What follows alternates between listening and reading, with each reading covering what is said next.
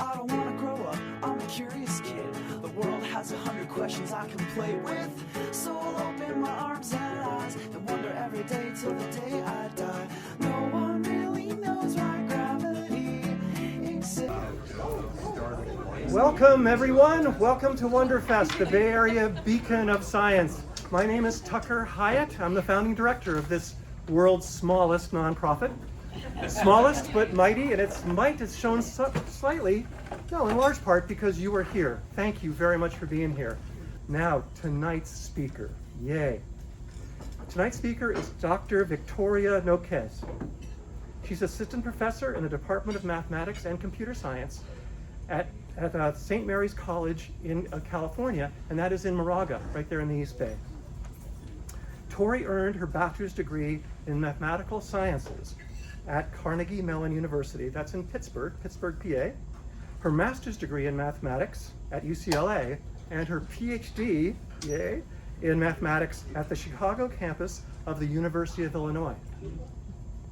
On her way to St. Mary's, when she was first here in the Bay Area, Dr. Noquez was a lecturer at, on the way here, not here in the Bay Area, she was a lecturer at Loyola University, a visiting professor at Harvey Mudd College, and a postdoctoral fellow at Indiana University. According to the New York Times, I haven't been able to say that about very many Wonderfest speakers. According to the New York Times, Dr. Noquez is a math professor by day and conjurer by night. She conjures often at the famous Magic Castle in Hollywood, which I have been able to visit 3 times and have adored. And speaking of adoration, she has performed on Penn Teller's Fool Us television program, and I think did a marvelous job. I suspect she will not, her goal tonight will not be to fool us, but rather to enlighten us. Please welcome the math professor by day and the conjurer by night, mathemagician, Dr. Tori Noquez.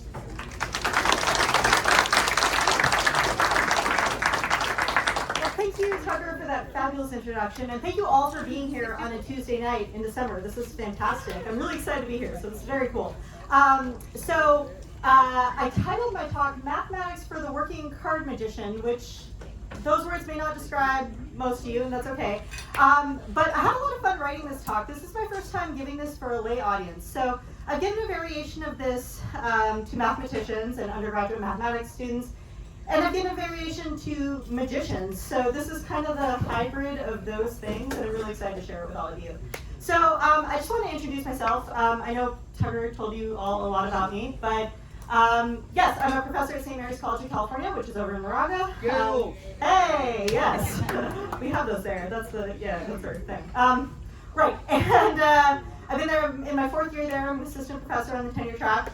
Hopefully next year, get tenured. Thanks. I'm also a professional magician. I perform regularly at the Magic Castle in Hollywood, California. If you're not familiar, it's a private club for magicians and fans of magic. And yeah, I just felt like I had to put an institution, because I put my academic institution instead of magic institutions. So there it is.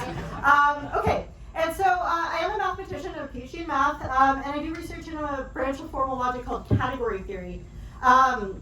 And basically the idea is it's kind of an abstraction of abstract math. So I get to think about these like really weird made up spaces and be very creative. And it's really cool and good for me. Here's the abstract on one of my papers about the Sierpinski carpet as a final coalgebra. It's a thing, that's not what I'm talking about today. But I did want to bring it back around to the title of this talk. So recall I called it Mathematics for the Working Card Magician, which sounds kind of weird and silly. But the reason I titled this talk as such is the sort of seminal textbook in my field of math, which is category theory, is called Categories for the Working Mathematician. So it's kind of a joke for, I guess, only me, but that's what's happening. So like I said, basically I've given this talk for mathematicians and math students, as well as magicians. And so this is kind of the culmination of all of that for the general audience, which is you guys. So, all right, so let's just jump right in. So here's what we're going to talk about. So, perfect Faro shuffles. This is something I find really interesting and important, and so we're going to talk about it, and we're going to do a bunch of them. So, a perfect Pharaoh shuffle is a shuffle in which the deck is split into two halves, and the cards are woven together sort of one and one, right? So I put a little picture of it here. And there are two important designations we need to make.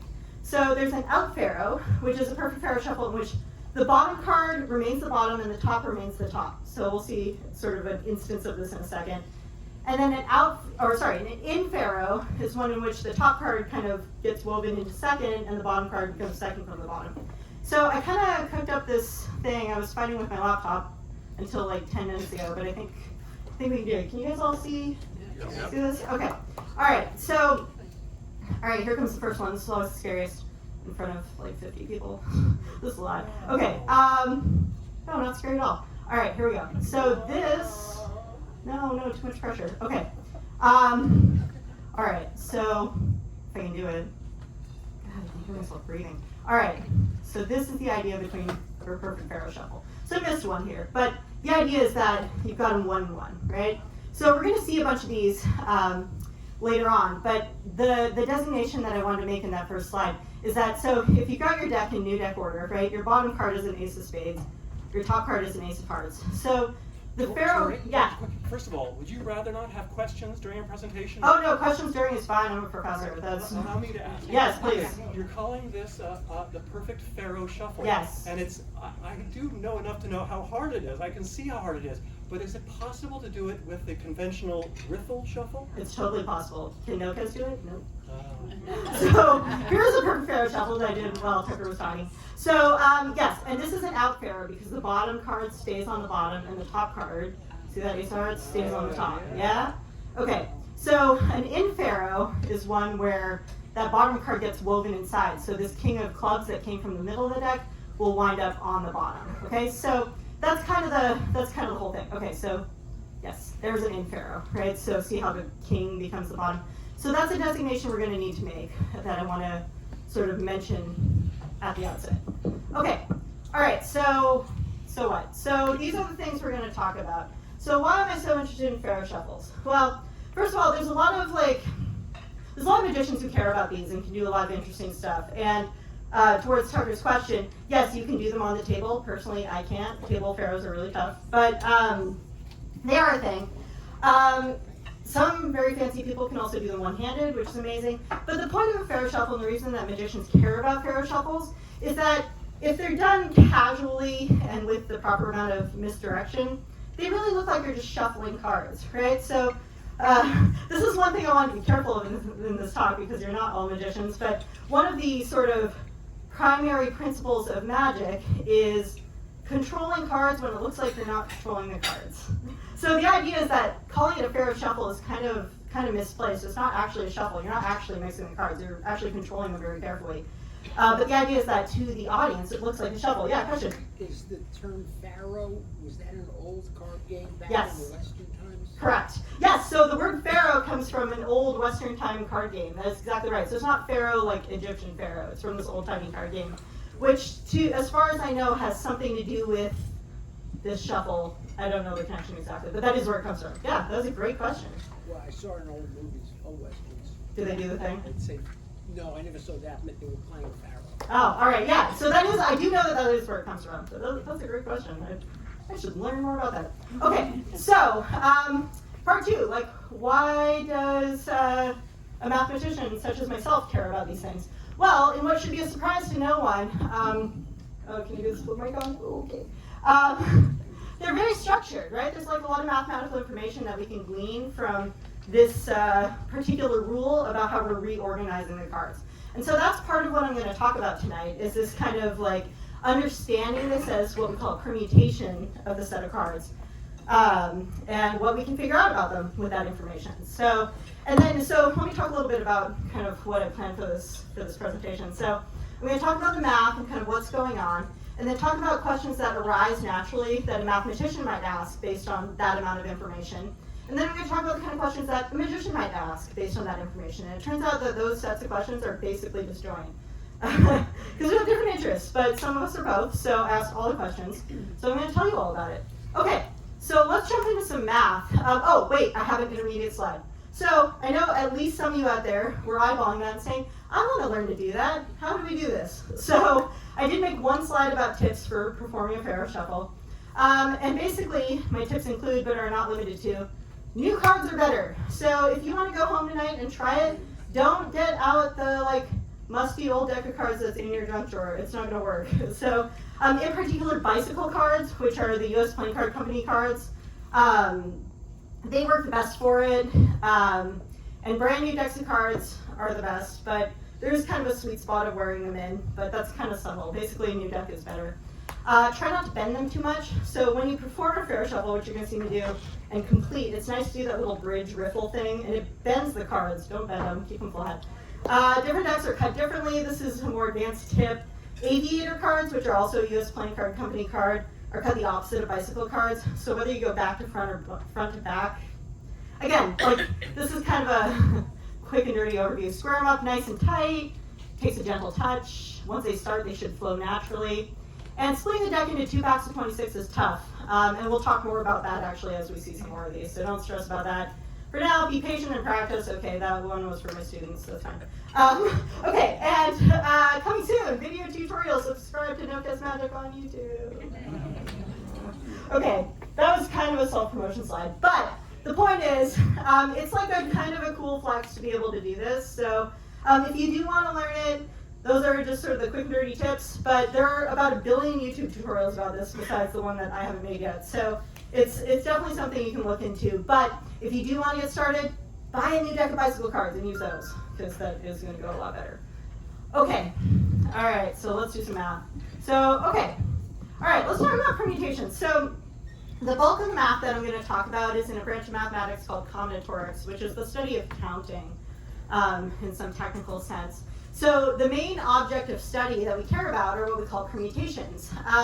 So a permutation on n objects is a specific rule about how you can rearrange them or mix them up. Okay, so and that's what a shuffle is, right? So in particular, a very specific shuffle, like a perfect Pharaoh shuffle, is an instance of a permutation. It's a rule by which we can mix up these 52 objects. So here's a tiny example of 1, 2, and 3, and so I drew it with some little arrows, yeah? And so we can sort of examine the path of the 3 objects, right? So if we start with 1, 2, and 3 in order, if we perform one permutation on, I guess we're calling them A, B, and C, I don't know, okay. One instance of this is going to send A to the second part, B to the third part, and C back around to the first part, right? That's what arrows do, this is pretty, okay. And then you keep going, you do it a few times, in particular 3 times, and you get back to the original sort of situation, right? This is, yeah, you just go around 3, okay. This is not super deep, okay. But this sort of poses an interesting question, which we often want to answer about a permutation in general, is how many times do we have to do it to get back to the original ordering? And in particular for shuffling, that's kind of a surprising question, because our intuitive notion of shuffling is that it mixes them up. You're not going to get it back to the original ordering, right? But the point of this perfect Pharaoh shuffle is that it is going to do it, spoiler alert. So, okay, so a little bit of notation. We write this 1, 2, 3. Can you see the cursor? Yeah. In parentheses to mean 1 goes to 2, 2 goes to 3, 3 comes back around to 1. So that's just notation. We call it a cycle. So because they go around, yeah? Okay. All right, so we got some notation out of the way. So why do we care? The order of a cycle is the number of things in it. Equivalently, it's the smallest positive number of iterations that we need to perform to get back to that original order. So that's what I just said about that we want to know about returning to the original ordering, because that's cool and surprising. So 1, 2, 3 has an order of 3. You have to do it 3 times to get back to the original. Yeah, okay, we beat this example up a lot. Okay, there it is. Fine. So what if we have 2 cycles, or maybe even more than 2? So here's a little example of that. So this is where we have 5 objects. 1, 2, 3 are going in their little cycle, and then 4 and 5 are going to make their own cycles. So you've got your 3 and your 2. Yeah? Okay. So what happens? We perform each cycle simultaneously. So one iteration, you do both of them. Yeah. Okay. And notice they don't overlap at all, which is going to be important. So if you start with A, B, C, D, E, right? As we start performing the iterations, right? We get C, A, B, and then E, D, those people switch. And then one more iteration, D and E switch back, but this is still messy. And then the third, this comes back to normal, but these guys are mixed up again. So basically we have to keep going a few more iterations until we get to the point where both of them have righted themselves. Right? So when we have multiple cycles, the order of one may not coincide with the order of the other. So we have to think a little bit carefully about how to manage, like we want the whole permutation to return to the original order. Yeah? Okay, so with that in mind, well, few things. Here's the first fact. Any permutation of n objects has what we call a disjoint cycle decomposition. What does that mean? It means that we can represent it, whoops, spoiler, sorry. It means that we can represent it as cycles that don't overlap at all. Okay, so this sets us up to answer the question about how many times do we have to do the whole thing to get back to the original order? And I flashed a little early, but yes, the number of times you have to do it to get back to the original order is the least common multiple of the orders of each cycle. So, and that should sort of feel reasonable, right? Because the number of times you have to do it has to be, so like if we look at the example of 3 and 2, right? We have to do it 6 times to make sure they both shake back out to their original thing. Yeah, does that feel good? Okay. All right, so, oh, yep, there we are. Okay, so with that in mind, so these are kind of the key pieces of information. That we can always represent our permutation in terms of disjoint cycles, okay, so where they don't overlap, and then we can figure out the order by just looking at the least common multiple of all those cycles. Okay, so that's a concept we're going to come back to, but we're going to put it on ice for a little bit and start talking about cards. So that's coming back, so don't forget about it. Okay. All right, so here we go. Let's talk about cards. So the Pharaoh Shuffle, what is the deal? So I made this little diagram of an 8-card deck, and I colored the top half of the deck black and the bottom, I guess there's 4 of them, top half of the deck black and the bottom half of the deck red. Okay, and then this is what a Pharaoh Shuffle does. It takes the top 4 and the bottom 4 and it weaves them together, specifically an out Pharaoh. Right, so you can see like this top card stays on top, bottom card stays on the bottom, and all these intermediate cards kind of weave in, right? Yeah, so this is kind of the action. So what our ultimate goal is to understand this thing in such a way that we can represent the disjoint cycle decomposition. Okay, that's like, because that's going to tell us a bunch of information about how to, like, what's up. Okay, so with that in mind, let's start digging around in this and trying to understand it. So let's look at the top half of the deck first. So I put a bunch of arrows and variables on here, but they're not as scary as they look. So here's the idea, is that if we're focusing on the top half of the deck, and we look at the card in position K, right? Then where does it go? Well, let's look at what happens, right? All the stuff in front of it, there's K-1 things in front of it, and each one of those K-1 things gets a card from the bottom half kind of shoved behind it, right? So the point is that for our card in the K position, the number of things in front of it is going to be 2 times K-1, because all those guys in front of it got something put behind it. Yeah? So it's going to double those. Yeah, do you like that? Some of you are nodding. Okay. And then it's 1 more away from that. So it's 2K-2 plus 1, which is 2K-1. So for the top half of the deck, this gives us kind of a formulaic way to tell us where position K is going to head. So if you look in position 3, that's going to go to 2 times 3 minus 1, which is 5. Yeah? Yeah. Right. Okay, good. All right, so top half of the deck is not super spooky, right? It really just doubles the stuff in front of it and then goes 1 away. So that's going to give us like part of kind of our formula for how to figure out what's going on. Yeah? You like that? Yeah, good? Good. Okay. Oh, yep, that's all the stuff I just said out loud. Okay. Whoops. All right. So, right. Okay, so let's look at the bottom half of the deck. This is actually a little harder to conceptualize. And if this one, oops, sorry. If this one feels a little bit like, I don't like it, that's okay. Yeah, no, I know, I'm sorry. Yeah, thank you. Okay. All right. So, okay. So if we're looking at the bottom half of the deck, right, we've got a card in position J. Yeah? So we got to be a little bit careful. So I did this as J minus n over 2. So what does minus n over 2 mean? It means I'm taking away all these black cards. So that's how many like red cards are in front of this one in this position. Yeah? Okay. And then what's going to happen is all of those red cards are it's going to double, right? Because each one of those gets a card from the top in front of it. Okay, so, and then that's it. We just go to that position. So it's going to be 2 times j minus n minus 2. So however many cards were here. And that's going to give us the position of something from the bottom. So this bit is like sort of simpler in some sense, not really. But the point is that this is going to work for any of these. So for example, this card starts in position 7, right? So 2 times 7, which is 14, minus n, which is 8, gives us 6. So 1, 2, 3, 4, 5, 6, right? So again, if this feels kind of like iffy, that's okay. The point is that there's still this kind of same sort of doubling behavior that goes on, okay? But we have to sort of account for the top half of the deck being the part that gets woven in some way. Okay, so with that in mind, yep, there's all the, I don't know why I didn't go through these. Okay, so yeah, the relative position, or the position in that half of the deck, is going to be j minus n over 2, and that gets doubled. That's the whole point of this. Okay, so putting it all together in a deck with n many cards, this is the formula for where one perfect out pharaoh is going to send our positions.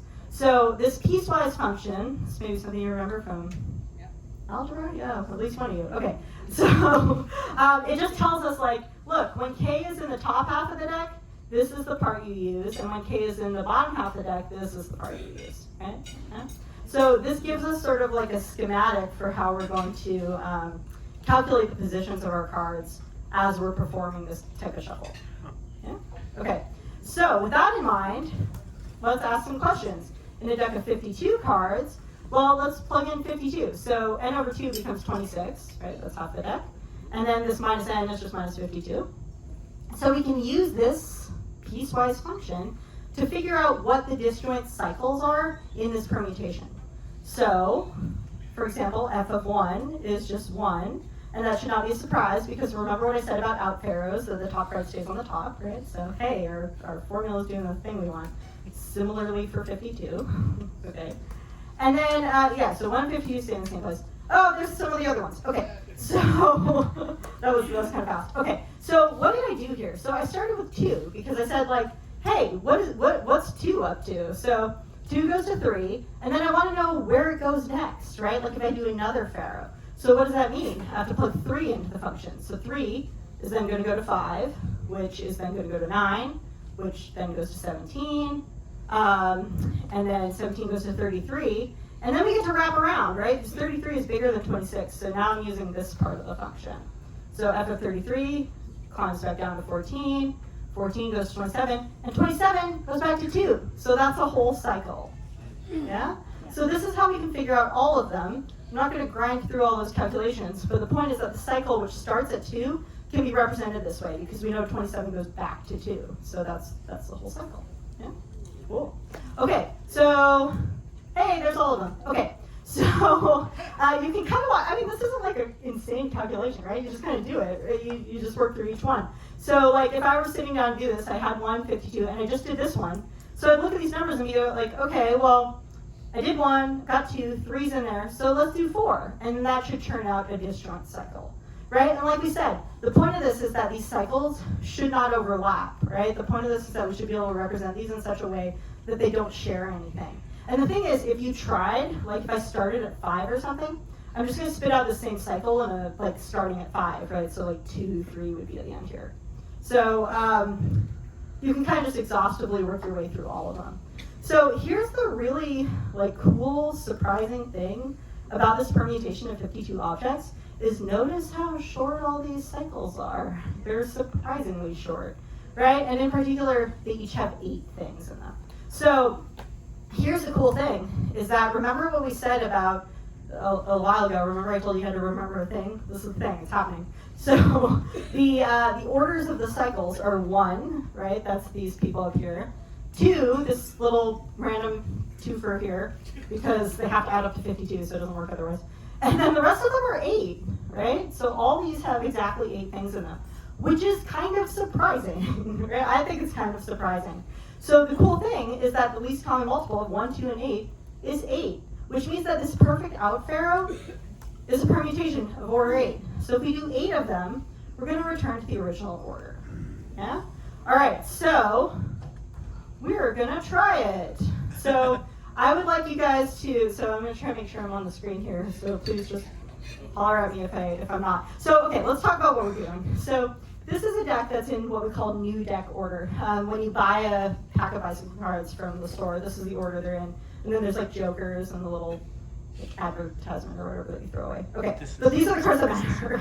Okay, and in particular, remember there was like a cycle of 18 and 35 was that little cycle of 2. So I think that refers to the 5 of diamonds and the 5 of clubs. So interestingly, as we perform these pharaohs, those 2 are just going to switch places the whole time, but everything else is going to kind of jump around across the 8 of them. And the ace of spades and the ace of hearts are going to stay in the same spot, obviously. Yeah? Okay. Cool. All right, so we're just going to try it. And the idea is that if we do 8 of these out pharaohs, we should wind up with the exact same, that new deck order. Okay, so you guys are going to have to bear with me because no, this is fine. Okay, so this is one shuffle, so let's take a look. So, interestingly, we got kind of an oil and water thing with the red and black, right? Which shouldn't be surprising because they were like in packets, right? And we've got this kind of nice reversal of the orders here of the red and the black. But remember what I mentioned about the 5 of clubs and the 5 of diamonds. I don't expect you to count to 18 every time, but they should sort of flip-flop as we go. So that's the first one. You guys are going to sit through 8 of these with me, so hope everybody got a drink or snack. Okay.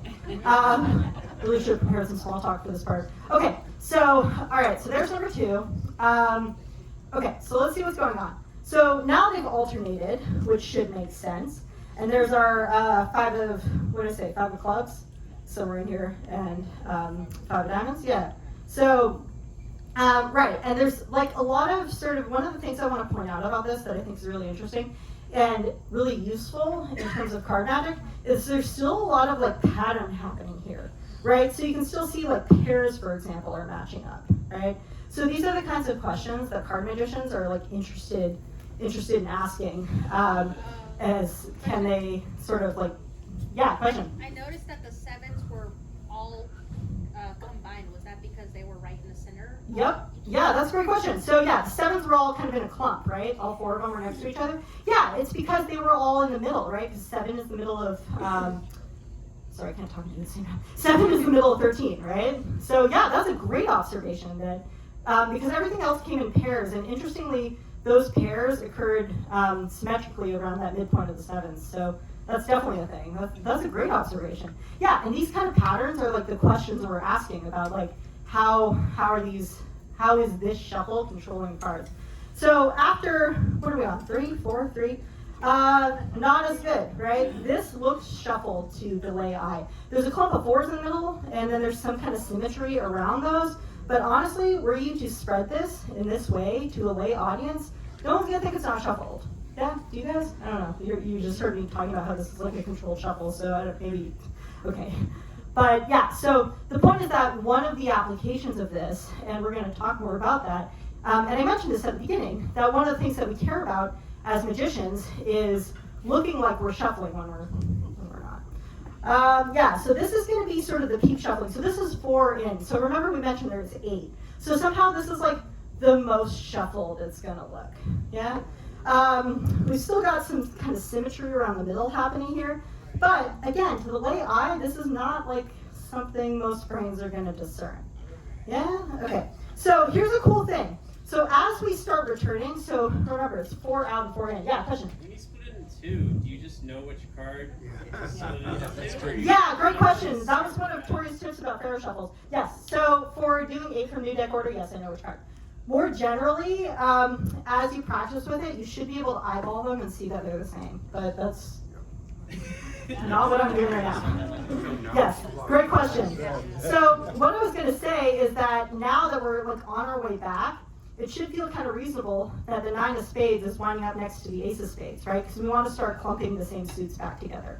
I'll talk these guys a little tighter. Yeah, so right, that's it's actually a principle of magic. It's called a key card, where you kind of know where you're trying to do something. It's a key, if you will. Yeah, okay, sorry guys. Okay, here we go. Yeah, so one of the interesting things too, that happens with these pharaoh shuffles is that I'm going to show you guys a really cool routine of 8 of them. But I mean, this is kind of an unnatural circumstance. I feel like I have to create a little disclaimer for myself as a magician. I'm trying to talk through math and what's actually going on, and also do them in front of all you guys. So, okay, what is happening? All right, so we've done 5 of them. This still looks really shuffled, but one of the things I'd like everybody to sort of recognize is that like things are starting to come back. So you've got adjacent cards in a lot of places, not all the places, where we've got the same suits, okay? So that's sort of like setting itself back up to be, to sort of get ready to get back in order. So like the next one is gonna be a 5, right? Because those are 4 apart from each other.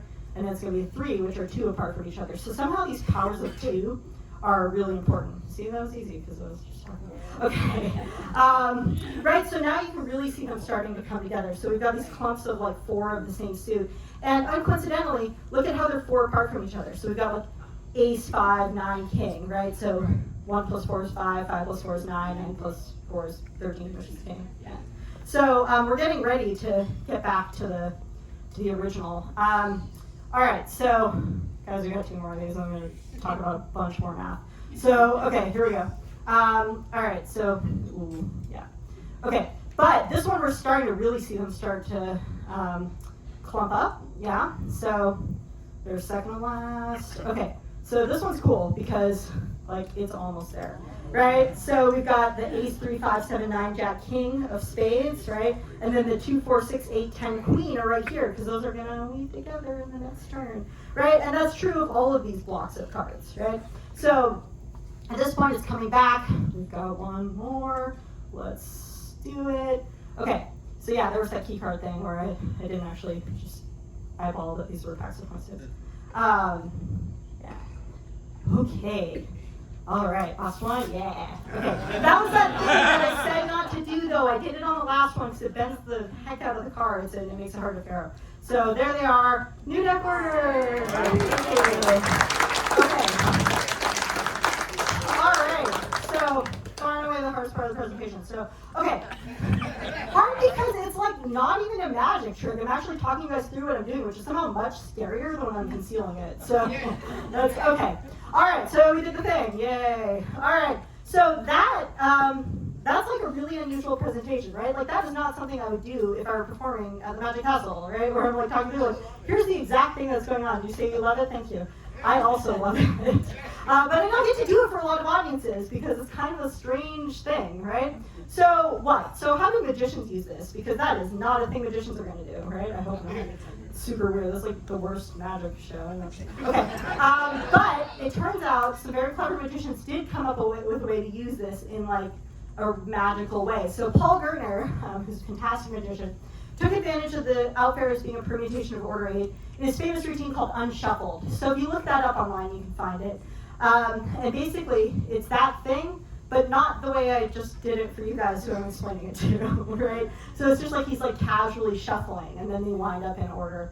And he also does a thing in that routine where he like writes on the side of the deck of cards, and it like reveals a like a chosen card. I guess I'm kind of spoilering it.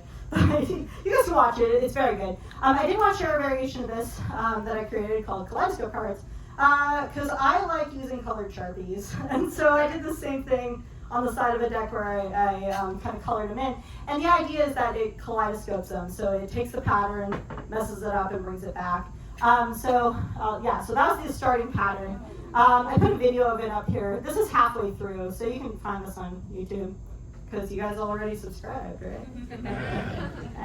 Okay, but we can just kind of watch through this thing. So that's halfway through. Right, so they look, oh no! Okay, sorry. Oh my god, I thought we were going to have to watch an ad. That's, yikes. So, yeah. All right, so the point of this is that I feel like it's a further visual representation of the kind of reconstruction of the original order just via the side of the deck. So as you can see, it's starting to get more like those little rectangles you saw at the beginning. So I think this is number 6. So you can really see them here. Yeah, there's my little rainbows, right? And then it takes one more. Also, I wrote love lines on it. So, Yeah, and then they go together, and because I made a rainbow. Yeah. And see how they just weave together? It's so satisfying. Yay! Oh, thanks.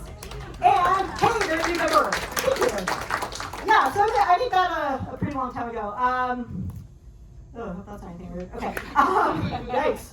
All right. So yeah. And so this is like there's Paul Gertner kind of pioneered this idea, but there's lots of different ways to use this sort of idea that you're starting in a position and ending in the same position via an action that looks like shuffling. That's kind of the sort of magician's standpoint on the matter. Okay, so it is a Wonderfest talk. It's not a magic show. So let's ask some questions. What's the first questions for magicians? Okay, that's fine. So one of the questions from magicians is, what about in pharaohs? So remember at the beginning I made a whole spiel about in versus out, and everything we've talked about up until this point is all about out pharaohs. So what about them? Well, turns out that, whoops, it's order 52. So in pharaohs don't have this nice property at all. If you do an in pharaoh, you got to do it 51 more times to get back to the original order.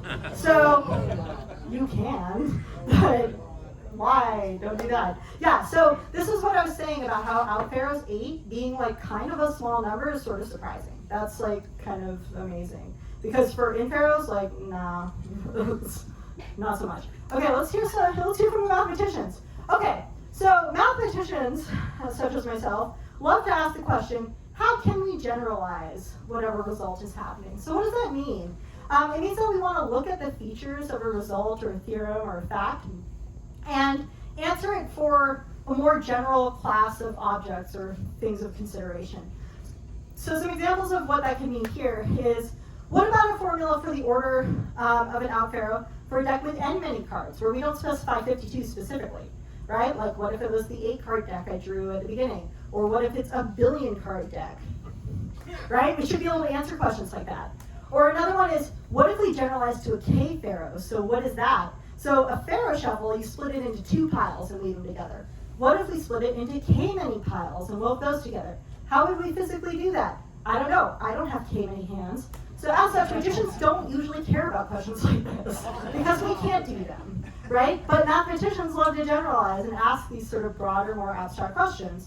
Yeah, question? So now that we're talking about in and out pharaohs, that reminds me, what do casino, those in the casino, those like the handlers and the deckers, which which format do they use? The in pharaoh or the out pharaoh? Supposedly they use none of them and just shuffle them randomly. Oh. Yeah, so, right, that's actually a great question. So casinos, when you see like a dealer, like a card mechanic shuffling, generally they're supposed to be randomizing the deck. So they shouldn't be using either, because this, as you saw, is not random at all. Right? Yeah, that's a great question. So yeah, this is, the name Pharaoh Shuffle is kind of a misnomer that magicians rely on. It's not a shuffle at all. Like, we know exactly where the cards are going. And so, yeah, that was a great question. So, yeah, all right, so we're talking math, right? So, how can we generalize? Well, here's a way we can generalize. Sorry for time. Okay, we're good. Okay, let's talk about modular arithmetic. So, I didn't go super deep on this slide. I could go into a lot more background about this. But we're just going to talk about kind of the broad view of how this works, okay? So modular arithmetic is the following. So a mod n is the remainder of a when you divide by n, okay? So for example, 7 mod 3 should be 1. 2 of you, all right. So how more are you? We're shy? Guys, this is exactly what teaching calculus at 8 in the morning feels like. Okay, yikes. All right, it's fine. Okay, so it's the remainder. We all learned remainders in like grade school when we learned how to do division. Yeah? Okay. Wow. All right, so yes. Okay, and this is a thing we do in everyday life a lot and without even realizing it. For example, if you can read a clock, right? So suppose it's 11 a.m. and I ask you what time it is 4 hours from now. Most of you, I hope, figure out that it's 3 p.m. Yeah? We can all do that? What you're doing is you're doing 11 plus 4 mod 12. It's happening. So the idea is you just wrap back around at whatever the number is. Yeah? Okay, so this is actually really useful. And this is something I had like a bunch of slides about, and I cut them for time. But basically, here's a cool fact that takes a little bit of sort of figuring to understand. But it turns out if you renumber your positions, so if you call them 0 to 51, for just like technical reasons to make it work, the out pharaoh is described by 2k mod 51.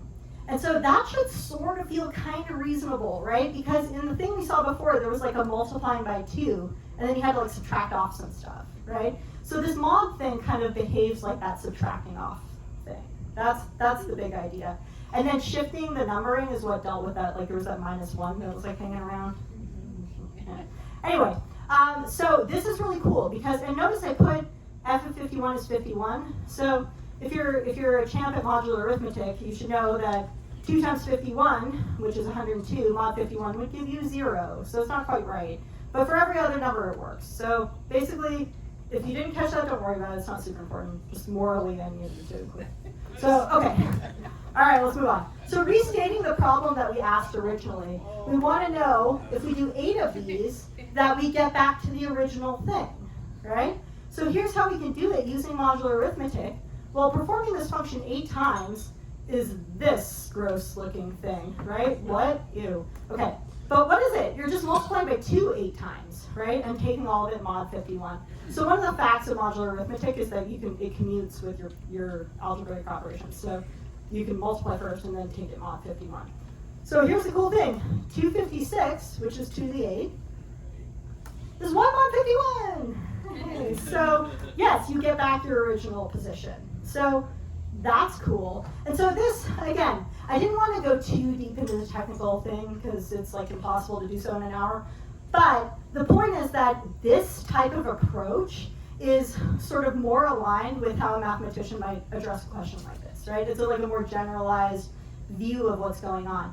And in particular, which this kind of gives us the tools we would need to answer these kind of generalization questions. Because where do these numbers come from? The 2 comes from the 2 packets, right?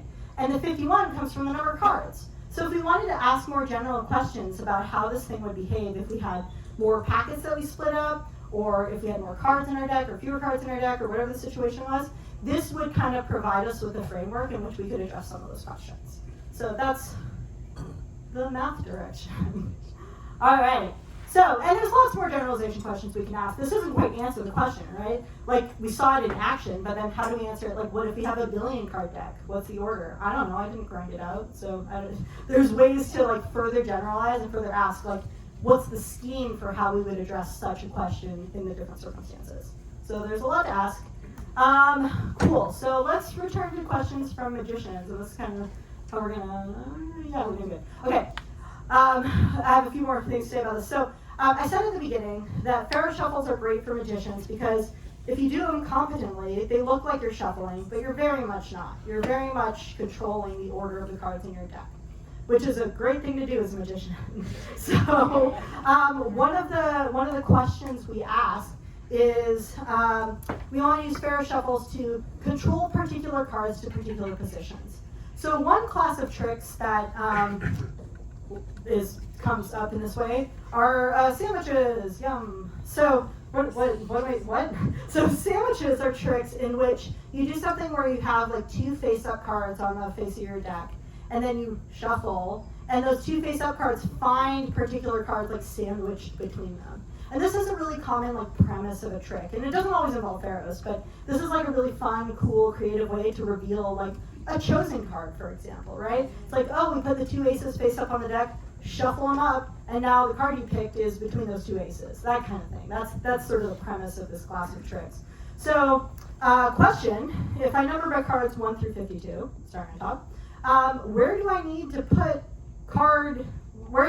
a chosen card to guarantee that after n many pharaohs, it winds up in the position that I want, right? So this is a very general mathematician-coded way to ask this question that magicians are interested in. Like the generalization of this is a little high, but it's this. Okay, so where did that come from? Well, we've seen all these bits before, right? So the -1 plus 1 is just because our numbering system sucks. So it has to start at 0 to make it work, which and then the 2 to the 8 minus n, it's just the number of pharaohs, right? So The 8 total, you have 80 minus n of them. And then the mod 51 is the thing we saw before. So that's kind of a rough idea for how this works. So the point is that if you know you want to control a card to like a particular position Y, then you want to start it somewhere in particular. Okay? So that may feel a little bit contrived to you if you are a layperson non-magician. Like this just shifts the problem. We still need to put it somewhere. So, but the point is that there's lots of instances where this comes up. So for example, if I want a card in position 2 after 1 pharaoh, which would put it between 2 face-up cards on top, right? Then it needs to start in position 27. Okay? Which again, if that's a chosen card, how do I get it there? There's ways. Yeah, we'll talk more about that in a sec.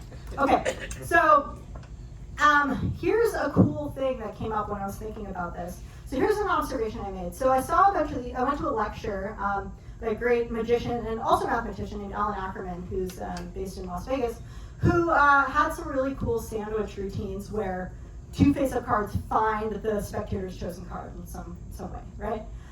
So I kind of thought, like, wouldn't it be cool if we had the 2 aces face up and they found the other 2 aces between them, and then you had all 4 aces? And it turns out that is mathematically impossible. So I thought about it for a little bit and was like, that would be cool, but it turns out we can't. So you can't sandwich exactly 2 cards just using out pharaohs. So there's other things you can do to make that possible, but within the limitations of this particular action, it can't be done. So then that led me to pose the question, how many can we put between 2 chosen cards? And there's the list. Okay, so how did I do this? Brute force, I just calculated it out. So that is actually an interesting mathematical question, is more generally, what's like an efficient way to calculate this information for a deck of n many cards, or a k pharaoh, as the case may be. But for 52, with regular pharaoh, it's this. So what are the applications of this? So this was like Math Brain asking the question of like, what is possible? And then Magic Brain went, okay, well, how can I make this like a cool magic trick that people want to watch? So here are a few. The first one, finding a spectator's card, right? You get 1 card sandwiched between them. Yeah, that's, okay. Here's one, I wrote this, I'm not gonna try to perform it, I don't know how to set it up, but you can find the remainder of a royal flush between an ace and a 10. So I cooked up this kind of like blackjack poker routine where you sort of deal out cards and you wind up with an ace and a 10. And then you do your shuffling, and between the ace and the 10 are the remainder of the royal flush. So something like that's like a natural sort of story you can tell within the development of a trick. You can also get a phone number, so a trick called Jenny, where, yeah, there's Tommy Two Tones song. So, or you could maybe like learn a spectator's phone number and have that show up, or think of ways to do this. So, yeah, in that routine I have like a 2 queens or 2 kings or king and a queen or whatever you want, like hanging out, and then they do some things, and then they get the for a good time call. So I don't know. I don't really workshop this a ton. But the point is that these are questions that we want to ask as magicians, as creative people, how we can use this mathematical information to then create a piece of art. So that's kind of like my whole shtick. Yeah. Okay. All right. So a little bit more. Yeah, we did good. Okay. So here's one more application I want to talk about. And this one is kind of deep, and it's kind of amazing. So it mixes the in and out pharaohs. So there's another class of tricks called ACAN, which stands for any card at any number. And there's a lot to say about ACAN that I'm not going to say because you guys are probably mostly not magicians and want to get kicked out of the thing for that was a tough consideration when I was writing this. But in the instance of pharaohs, there's actually a very cool mathematical way to approach this, which I feel like is fair game. So here we go.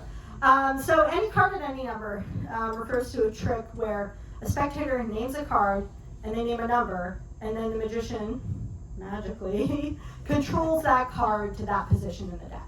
That's the whole premise. So sometimes it comes straight out of a box and they haven't done anything. Sometimes they're shuffling for a little while. Like there's lots of different ways to accomplish this. And it's a very old type of trick, and it's a great premise for a trick.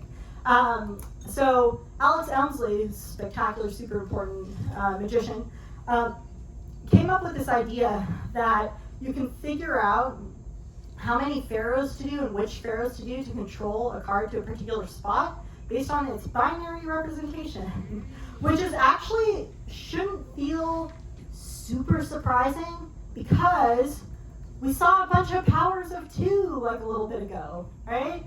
Yeah, so binary, if you're familiar or not, right, is where you represent a number as a sum of ascending or descending, I guess, powers of 2, right? So somehow these powers of 2 are gonna like arise as in and out pharaohs, as the case may be. So again, I'm not gonna go too deep into the details of this, but turns out it works. You still have to subtract 1 because of this like 0 to 51 thing. But basically the whole process is you control the card to the top of the deck, which you have to know how to do, I guess. You can have them pick the card and put it back on the top. That's the way to do that. Okay. Subtract 1, convert the number to binary, which if you can do that in your head, that's great. And then reading from left to right, perform an in pharaoh each time you see a 1, and out pharaoh each time you see a 0. And that is going to control the card to the position you want. So that's like amazing, right? Like I think that's incredible. And Elm's really interesting, not a mathematician, but knew a lot of math. So let's see an example of this. So say I want to control the top card to position 14, right? Okay, and again, this is given a few assumptions, like that I could control the chosen card to the top, right? Okay, so 14 minus 1 is 13. And then I want to represent 13 as a binary number, so I have to think about the powers of 2 that comprise it, right? So if you're familiar with representations of binary, that's great. If you're not, it's okay.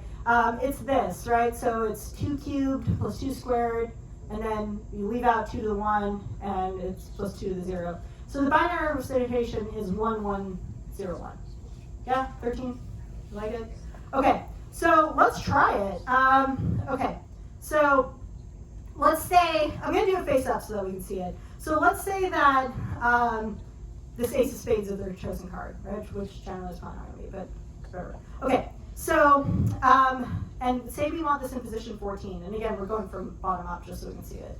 So we're on board, okay. So this tells me 1101. So it tells me the first pharaoh I want to do should be an in pharaoh. Okay, so there's one of those. All right. Okay. So there's one in pharaoh, and then 1, 1. So it's another in pharaoh. So finding that position, we can. Yeah. Okay. All right. So here's our second in pharaoh. Here it goes. Okay. Yep. All right. This is the last few. Okay. There it is. Okay. And then the third one is a 0. So that's an out pharaoh. So again, finding that middle position is going to take some practice, I guess. Okay, so we're going to do an out pharaoh. Yep, yeah, cool. Okay, we got one more, guys. So we got one more in pharaoh. And the cool thing about this is because of the size of the deck, you're never going to have to do more than 6, right? Because any number from 1 to 52 is going to have a binary representation with 6 or fewer digits. So it's not going to be, it's not crazy. Okay. All right, there's our last in pharaoh. This one. Okay, there we go. Okay, so, all right, so we want to control the ace of spades to position 14. So 1, 2, 3, 4, 5, 6, 7, 8, 9, 10, 11, 12, 13, 14. Ace of spades. All right, so that's a really spectacular sort of application of sort of the mathematical properties, and like in particular this sort of power of 2 property of the pharaohs. Yeah? Would that mean that we'd only ever get one out pharaoh with each position, or no? No, not necessarily. So suppose you have a binary number like 1001, right? Which would be 9. Yeah. Yeah. So yeah, you can have zeros. You can have zeros at the end. You can have 1000 for 8. Yeah. So this just particular example will happen to only have 1. But interestingly, you will always start with an in pharaoh. Yeah. Yeah, that's a great question. Yeah. All right. So, oh, it's perfect. Okay. So, cool. Oh, yeah. Okay. So if you liked what you saw tonight, coming sometime in 2026 from 619 Reef Publishing is my book. So thank you. Yeah, so I literally, like a week ago, just signed a contract with this publishing company to publish my book about these things and many more things. And basically it's written for this kind of in-between audience of like, it's written for mathematicians or math enthusiasts, I guess is the right way to say it. It's written for magicians, it's written for lay audience who wants to learn about both. So yeah, that's coming sometime in the new year. I don't know when, but it's happening. So yeah, so keep an eye on me. You can follow me on the media. And one more time, I just want to thank you all for being here. So thank you so much for having me.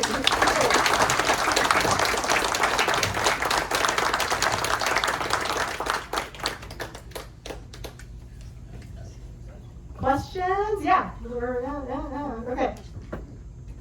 Reading your video where you had the cards, is it because you had 8 love wins is 8 letters that when you got to the halfway point there was 2 love wins stacked on top? No, so that's a great question. So the 2 stacked on top was the second to last bit, right? So if you think about it, it's like you have it printed here and here, and then they weave together to build the one. So interestingly, I don't know if I showed it in the video, when it's at like 4, I think I showed the backside of it at some point. Let's see. Yeah, so do I show it? I don't know. But yeah, basically when it's halfway through though, it's unreadable. Like it doesn't give you anything. But what's really happening is that you have like 8 copies of it. Is it right here? I think. Yes. Okay. So it's right there. So you can kind of see it, right? But like not really. Right? So yeah, that's at the. So there's gonna be 2, 4, 8 of them. Yeah. So and then as it goes, the second to last one is 2, and then the final one is 1. Yeah. That's a great question. Yeah. Do the magicians know you're publishing a book? Right? Yes. I think that's going to be the target audience, actually. Yes. Yeah, I was actually really, really fortunate to get to give this, or not this lecture, a lecture, at the Magic Castle in Hollywood. And a bunch of really cool magicians bought the unpublished version, so I hope they still want the book when it comes out. Yes. Yeah. Yeah, Tucker. When a magician does what I guess is probably called a pharaoh shuffle. Yes. It's when they merge the cards together in a special way, and to a layperson, it doesn't look like exactly a shuffle. Right? It doesn't look like a shuffle of the cards. So I take it that the really challenging move is is it called a riffle shuffle when you do this? Yeah, so part of it, there's a lot of ways to make a pharaoh look more like a shuffle, because you're right. So Tucker's question was, when a magician does a pharaoh shuffle, it looks awkward, right? You guys just watched me do like 30 of them, right? This is not how any humans shuffle cards, right? That's super awkward. So yes, there's a few things you can do to make that feel more natural. One of them is that you talk over it and you make a lot of eye contact with your audience and they look away while the move is happening. That's what misdirection is. Another one is what Tucker just described, which is this little riffle. Like this move draws attention away from it. But like I said, it bends the cards. So there are table pharaohs, which I think also look a little bit unnatural, and also I can't do one, so I'm not going to try. But it's basically you do them against the table, and it goes. They go 1 and 1. There's also people who can do it in one hand, which I can't because I have little tiny hands. So personally, that's not for me. Literally right before this, I was like posting on social media about it, and one of my magician friends texted me and was like, "Can you do one-handed pharaoh?" And I was like, "No, man. It's like you got to up your game, Noquez." So yes, there are a number of ways to either make it look more natural or misdirect from the fact that it doesn't look natural, which is kind of a mainstay of magic.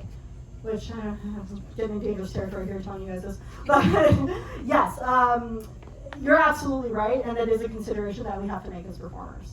Yeah, it's a great question. Thank you. Yeah. Good questions. Yeah. There's a blind gentleman who I saw a movie of his. Was it Richard Turner? Probably. How does he do it? You'll have to ask Richard Turner. I don't know, although I didn't wear my glasses, so that was a bit of a struggle. But yeah, actually, that is an interesting question. So the question was about Richard Turner, who's a very famous blind magician. There's a documentary about him. How does he do it? One of the things about pharaoh shuffling specifically, but card magic in general, is that a lot of it is very touch-driven. And again, what I kind of said about how, like, one of the forms of misdirection is like make eye contact with your audience and things like this. You should be able to control cards without staring right at them. And that's kind of just like a performance art thing in general, right? You don't want to be staring at the table when you're like presenting to a group, right? Anyone who teaches knows that. You shouldn't be like staring at the board, right? You need to look at the people mindful.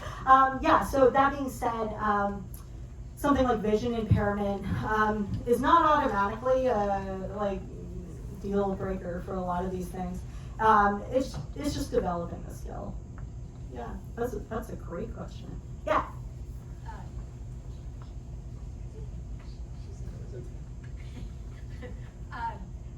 Both magic and math are spaces that are not particularly dominated by women. Correct. What were your inspirations? That's a great question that I don't have a super clear-cut answer to. So I do have, okay, so that actually I would like to answer that with a, let's see. Oh, yeah, we can do it like this. Rosie and Lilo, math. This is called living proof. Okay, so the question was that both magic and math are largely male-dominated and historically have been for a very long time. That is absolutely true. And I wrote a piece about it, if you'd like to take a look at it. And I think about this a lot, just as a woman, in particular a woman of color in both arenas, puts me in the extreme minority. So I wrote this bit for this great blog presented by the Mathematical Association of America about this cat. Her name's Rosie. This is Rosie. And she grew up with these two huskies, and basically she doesn't know she's not a husky. And so there she is. And basically she like goes kayaking with them and stuff. She thinks she's a husky. And so I wrote this piece about this and about how, like, here's a picture of me in grad school. So that's sort of the demographic, right? I always forget how short I am until I see myself in the picture. Yeah, but right. So to your point, there are in both fields, in both math and magic, more and more women, just even in the 15 years that I've been doing it, that are becoming more visible and making fantastic contributions, which has been a real sort of inspiration for me. One of the cool things about both fields is that as you progress to a certain point in them, you kind of get to know everybody. Like, they're both pretty small communities. So one of the very cool things is that I have gotten to meet, like, a lot of my heroes, both men and women in both fields, and show them what I'm working on and stuff like this. But yeah, I mean, when I was in undergrad, I think I had, so I did my undergraduate degree at Carnegie Mellon a long, 20 years ago. Excuse me. Anyway, and I think I had one woman professor my entire undergraduate experience. And she was amazing, and she was definitely a huge role model. Her name is Irene Fonseca. She's an analyst. It's just analysis. But yeah, I mean, I was really inspired. I was lucky to have a few peers in both fields. Now I know a lot of women in magic. There's actually, I was literally just today talking to one of my friends who's a fellow magician, who's also a woman. Just recently, a book was published called, I think it's called Magical Women by a woman named Connie Boyd, that like highlights a bunch of women in magic. So yeah, it's becoming both. There's more in both fields, but the visibility is increasing, which has been great for me. So yeah, I said a lot of things and kind of forgot your question. What was your question? Who my role models? Yeah, so I mean, I don't know, it's a lot of my peers, honestly, and people who are just like making it and doing it. Yeah, that's a great question. Yeah. Was it magic or math first for you? If you ask my mom, it's math. Yeah, so, no, that's actually an interesting question. So it was definitely math. Most magicians, when you ask them, like, how do you get into magic? There's like a story about how a family member bought them a magic kit when they were 6 years old, and neighborhood kids and whatever. I didn't start learning magic till I was 22. So I was already in grad school doing a PhD in math at that point. So yes, I did math way before I ever did magic. Yeah, and one of the things I sort of talk about a lot, and I have a piece about this, but it's behind a paywall, so you can. But it's I wrote a piece for another one of these magazines that was like about how the way I approach sort of the creative process around magic is not unlike research in math, in that I'm being creative, I'm trying to figure out a problem, and there's kind of an overlap in sort of like, I'm gonna say it without sounding kind of weird, but like kind of thinking outside of reality. So like one of the things we do in math is we like sort of create things like, so there's a branch of model theory, which is what I did my graduate work in, called non-standard analysis, where you kind of think about arithmetic, and then you do like non-standard stuff to like figure out how to get your thing. And so somehow there's an analog to magic where you're sort of working outside of reality. You're trying to like create the presentation that something impossible is happening, and then you think about how can I do this, and then you perform it for other people, which I guess is kind of like peer review. Getting booked at venues, I don't know. But yeah, to answer your question, math came first. And yeah, my mom would say that's my career, but she's not wrong. But that's the main one. Yes, but I love both, yeah. With your lifelong of mathematics, learning, your education, etc., just say as an English teacher would go out in the world and they would proofread, just automatically proofread a menu, for example. Sure. Find the spelling, the modifiers, all that. How does your brain work? If you go out, say, to the grocery store, are you calculating constantly? The shortest answer to your question is no. But the medium answer is, so the question was like, am I always like calculating stuff because my brain is math all the time? I think sort of a broader way I could answer this, I'm always thinking. That's like kind of a weird answer. But I do like to identify patterns, which is what a lot of thinking about math is. So as opposed to just like arithmetic calculating. Although I guess I also do that. Maybe the answer to your question is yes. I do tell the story that when I was a kid growing up, whenever we went out to eat, my mom would always make me calculate the tip. So, and then I grew up to get a PhD in math, so maybe there's something in that. But I don't know. But yeah, I do like to like look for patterns in most things, and this does also inform kind of my artistic pursuits as a magician. That I like patterns, so I like card magic, right? Because I mean, I don't know how familiar you all are with like different branches of magic, but like for example, mentalism is a branch of magic where you're like mind reading is kind of the premise, and it's largely driven by the performance art aspect. So it's how you interact with people, and that is broadly just not what I do. So like I like magic that involves patterns, which playing cards lend themselves to. So yeah, I guess to answer your question, kind of, but it's like a little bit more abstract than like the literal like I see some numbers, I'm gonna add them up or whatever it might be. Yeah. Thank you. Yeah. Are you also interested in things like magic squares? Yeah. So if great question. Yeah, I made one for Penguin Magic. So no, that's not it. Okay. No, just finish the commercial. No. There it is. Yeah, so, yeah, if you want to learn one, you can buy it from Penguin Magic and I'll teach it to you. Although I don't, I'm not trying to promote my thing that much. But, yeah, so personally, this is actually a very interesting question that I have a lot to say about. But basically, yes, I think magic squares are really interesting. So for those who are not familiar, a magic square is a trick like this where you have a grid and like a spectator names a number and then you sort of magically fill out the grid. And then like all the like columns add up to that number and all the rows add up to that number and the diagonals and like all the interesting patterns like all add up to that number. And there's a lot of very interesting mathematics around how to do that. Personally, magically, I don't think they're that interesting because it's just math. But I do just sort of on like a philosophical level think they're very interesting because there's a lot to sort of say and figure out about like clever ways to do them and use them. And lay people love the magic square. Like this is a really popular trick. That being said, more broadly, just as a magician, sort of stylistically and artistically, I don't find directly math-based magic super interesting. So because it's just math. But I think that magic that requires at least some amount of sleight of hand, for example, a pharaoh shuffle that looks like a shuffle is much more interesting. That's the kind of magic I prefer. So yeah, am I into magic squares? Kind of. Do I do them in my show? Not really. Yeah. So to what extent do magicians tend to think about magic in the from the perspective of math? Like in particular with the card example with the converting to binary. Hopefully a lot, because I'm going to try to sell a book about it next year. So the question was, to what extent do magicians think about card magic in terms of math, right? Is that, honestly, it depends on the magician. So one of the things about magic and magicians and the performing art aspect of it is that a lot of the magicians you'll see, and I include myself in this, a lot of the material that magicians perform are kind of existing mainstays of magic that the performer has put their own spin on.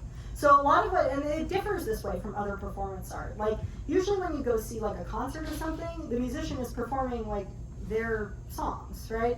But a lot of times when you see a magician, what they're performing already exists in the literature. It's a classic of magic, or like a trick that has a name that somebody has developed that maybe then they've put their own spin on. So with that in mind, a lot of people are not creating new magic, and as such they're not thinking about things like the mathematical underpinnings of how things are working. But a lot of magicians are also creating new material and developing new tricks and using existing methods in new ways and stuff like that. So I would say that within that realm, there's a lot more who are thinking mathematically, and I hope once they read my book, even more. Yeah. You may have answered this question, but do you typically use pharaohs, say in an 18-minute castle show, more as technique or flourish? This guy who knows the set length of the Magic Castle. Yes. It's mostly as technique. So that's a great question. So the question was, personally, and this varies per performer, but would I use pharaohs more as flourish or technique? So when I do them in shows, I try to conceal them and make them look like a shuffle. But there are performers who will do them and show them for what they are. And like somehow the former, like the way I approach it, is kind of unsatisfying because I mean, it's like a really hard thing that I don't get any credit for. So it's kind of a, but yeah, it varies by performer. There's a whole sort of different branch. I don't even want to call it a branch of magic because it's not technically magic, but card handling called cardistry, which if you've seen TikTok, there's a lot of it out there. And it's basically juggling with cards. It's like fancy card handling. And so pharaohs largely fall under the sort of umbrella of cardistry as like an interesting, technical, difficult thing you can do with a set of playing cards that is visually pleasing. So that's kind of the difference between just flourish or cardistry versus like a magic trick. Yeah, it's a really good question. Yeah. You keep saying that you prefer math in your magic, so are all of your magic tricks based on math? Nah, most of them aren't. No, so yeah, that's a great question. So no, largely most of the tricks I do like in shows and stuff they're just sleight of hand. There's no math at all. One of the things I do when I present is I talk a lot about being a mathematician.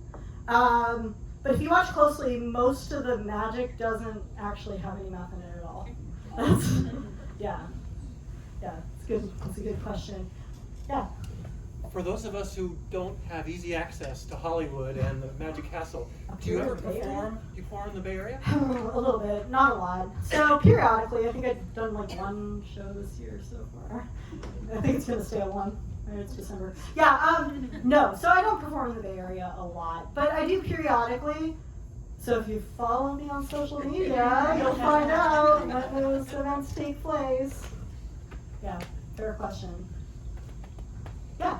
So you said you were on Penn Teller? I was, yes. Did you fool them? You'll have to watch on YouTube and find out. Get me those views. I watched it on YouTube, and she was so good, and she should have fooled them. I think they were lying when they said no. I think they knew it. Boy, you know the name of this organization, and I'm waving at you, is Wonderfest.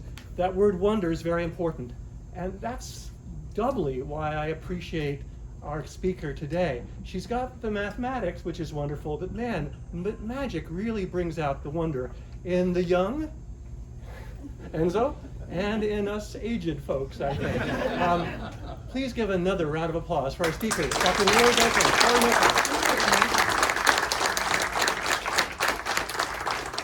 And I want to remind you, just by coincidence, today happens to be Giving Tuesday. And so, remember that box as you go out. Hope to see you in 2 weeks. Thank you very much. Bye.